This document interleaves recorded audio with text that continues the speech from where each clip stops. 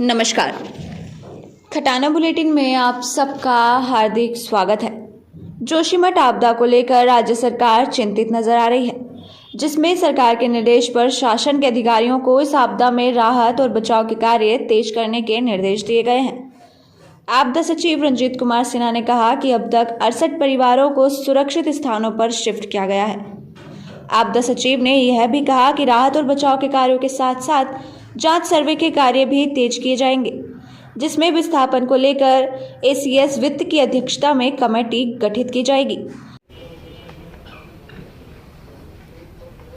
आज 12 बजे मुख्य सचिव महोदय की अध्यक्षता में जितने भी हमारे विभाग हैं लाइन डिपार्टमेंट के जोशीमठ आपदा से संबंधित जिनका काम होना है या हो रहा है, उन सब की बैठक की गई। मुख्य सचिव महोदय के बैठक में कुछ निर्णय लिए गए जो निम्नानुसार है। पहले वहाँ जो अभी राहत कार्य चल रहे हैं उसमें आप लोग को मालूम ही होगा 603 परिवार घरों का चिन्हीकरण किया गया जिसमें दरारें हैं और ये सर्वे का काम चल रहा है। वो नंबर बढ़ सकता है आगे। अभी 68 परिवारों को सुरक्षित बाहर पहुँचाया गया है। इसके अलावा कुछ परिवार 38 परिवार ऐसे हैं जो कि किराए पर बाहर रह रहे हैं, तो उनको हम किराया देना जो आप जिससे कि अवगत हैं। इसमें आपदा प्रबंधन अधिनियम के तहत वहाँ से जो लोगों को दूसरी जगह शिफ्ट किया जा रहा है वो धारा 33 से 34 के अंतर्गत नगर क्षेत्र के अत्यधिक भू धसाव वाले क्षेत्रों को असुरक्षित घोषित किया गया है और उसके अनुसार ऐसे क्षेत्रों को खाली करवाया जा रहा है। अभी तक जोशीमठ के कुल 4 वार्ड में विभिन्न क्षेत्रों को असुरक्षित घोषित करते हुए सेक्टर अधिकारी नामित किए गए हैं। मुख्य सचिव महोदय की अध्यक्षता में आहूत बैठक में निम्नलिखित निर्णय लिए गए। अत्यधिक क्षतिग्रस्त होटल, जिसमें कि 2 होटल आपको मालूम है, मलारी इन और माउंट व्यू, उन दोनों होटल को मैकेनिकल तरीके से उसको हटाया जाएगा।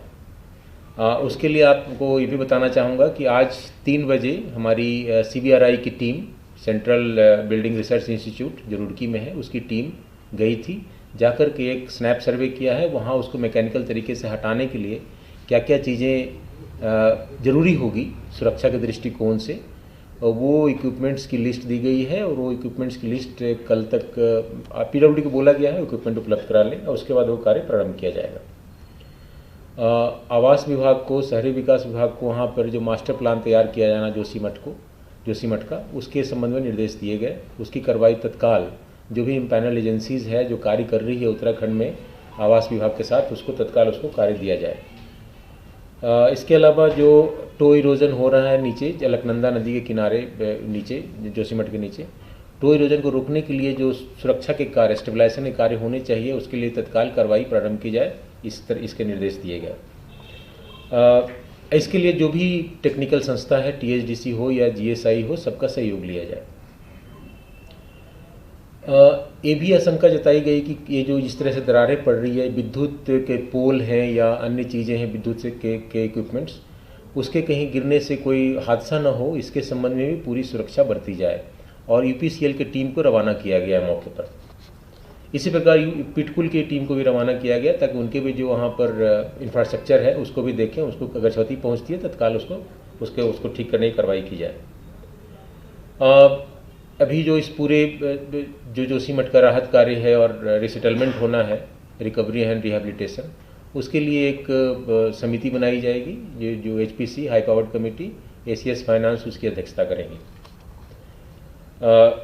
इसी प्रकार से लोकल जनपद स्तर पे आयुक्त के अध्यक्षता में एक कमेटी बनाई जाएगी जो जनपद स्तर और वहाँ के जो स्टेक होल्डर्स हैं उनके साथ कोऑर्डिनेट करके समन्वय स्थापित करेगी, ताकि हर बिंदु पे जो भी हम राहत कार्य कर रहे हैं, रिहेबिलिटेशन का कार्य करेंगे, हर बिंदु से उनके साथ संपर्क बनाया जा सके, उनसे समन्वय बनाया जा सके।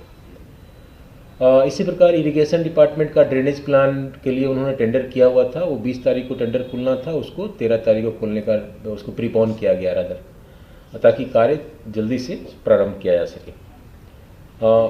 एक और निर्णय हुआ है कि प्रत्येक दिन मुख्य सचिव द्वारा दिन के 12 बजे एक बैठक की जाएगी प्रत्येक दिन, और उसमें विभिन्न विभागों के जो चल रहे कार्य उसकी समीक्षा की जाएगी और उसमें किसी प्रकार का कोई अगर दिक्कत आ रही है उसका समाधान किया जाएगा।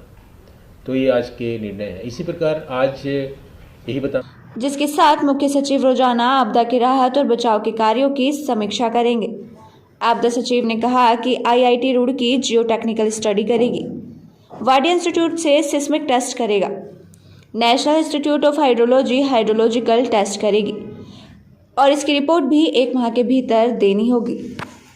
अभी तो टेक्निकल लोग ही बता सकते हैं मिट्टी किस तरह से निकल रहा है, वो हाइड्रोलॉजिकल टेस्ट होगा, उसके बाद उसमें रिपोर्ट आएगी, उसके बाद क्लियर होगा। 2 चीज़ हमें तत्काल चाहिए, जो कि हम 2 दिन के अंदर जीएसआई की टीम जा रही है।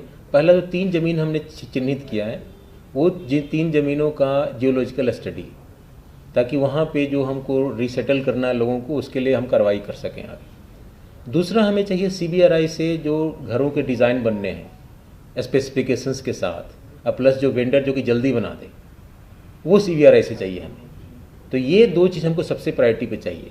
ये इमीडिएट जिसे कहते हैं कि शॉर्ट टर्म में। मीडियम टर्म में ये जो इन्वेस्टिगेशन चल रहे हैं, जैसे जियो टेक्निकल, जियो फिजिकल, क्योंकि एक तो हो गया लोगों को रिसेटल करना, दूसरा जो जोशीमठ का डैमेज्ड पार्ट है एज वेल एज जो सेफ है, जहाँ पर अभी डैमेज नहीं हुए हैं, उन दोनों को हमको स्टेबलाइज भी करना पड़ेगा। तो इसके लिए इन्वेस्टिगेशन जल्दी से जल्दी, हमने कहा है 15 दिन से 1 महीने के अंदर आपको ये इन्वेस्टिगेशन करके देने पड़ेंगे।